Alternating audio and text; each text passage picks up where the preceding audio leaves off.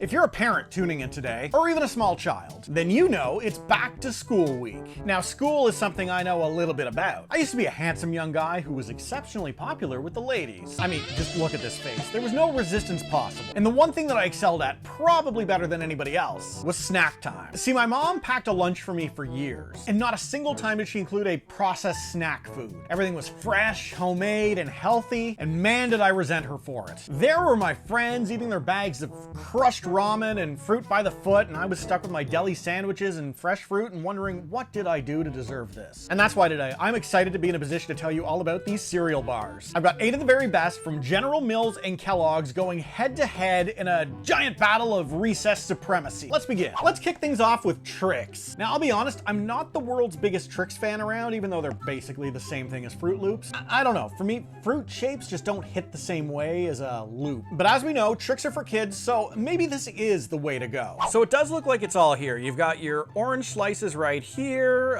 your lemon wedges, and whatever this random blue flower is. Are we sure that's edible? Seriously, what the heck is that blue thing? It's fine. There's no way that this is the best thing I'm gonna have today, though. Trix has this weird chemical aftertaste that I don't find that I get with Fruit Loops. For me, it's C tier. It's okay, but I don't think that you're actually gonna be able to trade this for anything good with a friend, like a fruit roll-up. So I've got to admit that my experience with Apple Jacks is actually a little bit limited. The only time I came across them as a kid is when we got those 8-pack miniature variety kits for when you went camping. And I'd say that the Apple Jacks were about a mid-tier on the priority list. You know, like Fruit Loops and Frosted Flakes, Raisin Bran Corn Pops, that's all going before the Apple Jacks. But once you were down to like the Rice Krispies and the Corn Flakes, Apple Jacks, my guys. And yeah, that certainly is Apple Jacks, all right. Just a bunch of loops all clinging together on this weird raft of hope. Yeah, a raft. And you see this right here, Rose? There's like 90 jacks clinging onto this raft. You only needed to save one jack. Selfish monster. That's worse than the Trix for sure. There's no way that any kid has ever been excited to see this. And like, what even is this layer of whatever that is? Is this supposed to be milk? Because that's just gross, man. F tier. I cannot support this, and frankly, neither should you. Honey Nut Cheerios, complete with coupon. This is a cereal that holds a special place in my heart. When I was really young, whenever I went over to my grandparents' place, they always had Honey Nut Cheerios on hand. At home, I lived on a steady diet of regular Cheerios, Shreddies, and shredded wheat. Do I even need to begin to tell you what a game changer it was to have a cereal with flavor? It was the highlight of every single trip I made to their house. I still get warm, nostalgic feelings when I start my day with a bowl of Honey Nut Cheerios and the smell of a freshly lit cigarette. Which is weird because I've never smoked, but I do love that secondhand smell just as I'm waking up. I'll be honest, I'm not entirely sure why each of these needs that bottom layer there. You know, I've been making Rice Krispies treats for years, and I can tell you cereal just doesn't need a base. Just a whole lot of marshmallow, you're good to go.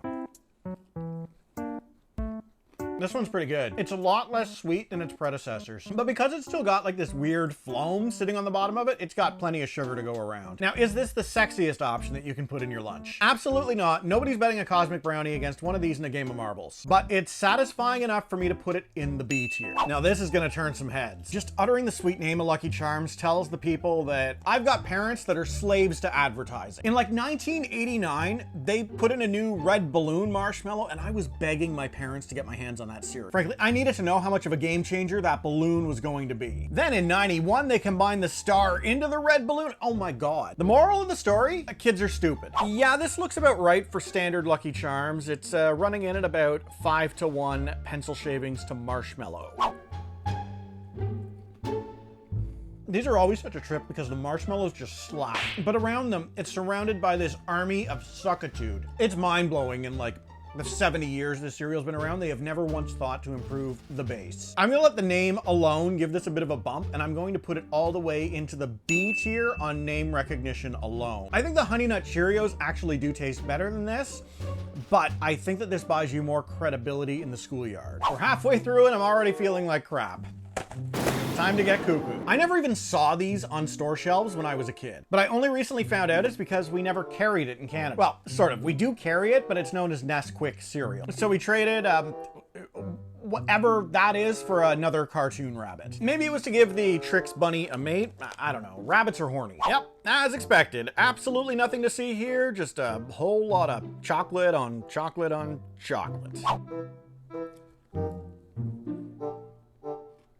Oh, now we're cooking. This one's really, really good. All they did was bind the chocolate cereal with more chocolate, which was a great call, General Mills. I probably would have gone marshmallow, but I feel like that would have been a mistake. I'm gonna go A tier on this. I feel like there's still room to improve a little bit, but we're getting pretty close to snack time perfection. Now this one, I'm not ruling out that I've actually tried this before on the channel. Last year I did an epic Reese's tier list, and I cannot for the life of me remember what I thought about this, which probably does not bode very well for a high rank. But on surface, it looks great. Like, it's got chocolate and peanut butter. What's to hate? Well, it looks exactly as described, and I'll be honest with you, if this base right here is peanut butter, we might be onto something pretty special. Why am I not wowed? I feel like they didn't go as hard on the flavors as they could have. I want a very rich peanut butter and really strong milk chocolate flavor. You know, like a standard Reese's peanut butter cup. You guys do know how to make those. But in this case, they're both like, we're here. Don't mind us. We're gonna be by the punch bowl by the wall. Please don't look us in the eye. Seriously, what a letdown. Wow. I'm gonna put it in the D tier, and the only thing saving it from the F tier is the fact that I still think it carries a little bit of buying power at recess. You can totally flip this for a pack of Gushers if you find the right sucker. See, now this one feels like a very smart move to me. Golden Grahams as a standalone wouldn't really impress me all that much. But throw in some chocolate and some marshmallow, now you're taking me some places. Golden Grahams is already an all-timer. Top tier cereal, really hard to beat, so this one has some serious promise. The presentation of this guy is really beautiful too. It's got a nice chocolatey base. It's not hurting for marshmallow pieces, lots of cereal.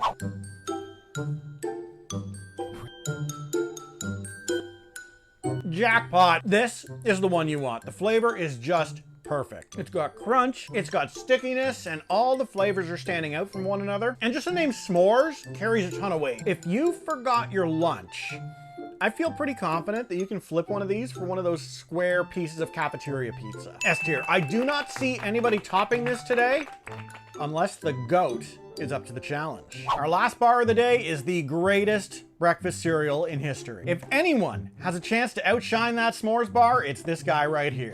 Okay, what the heck is happening here? Those are not Cinnamon Toast Crunch pieces. It almost looks to me like Special K is trying to cosplay a CTC, and I don't care for that.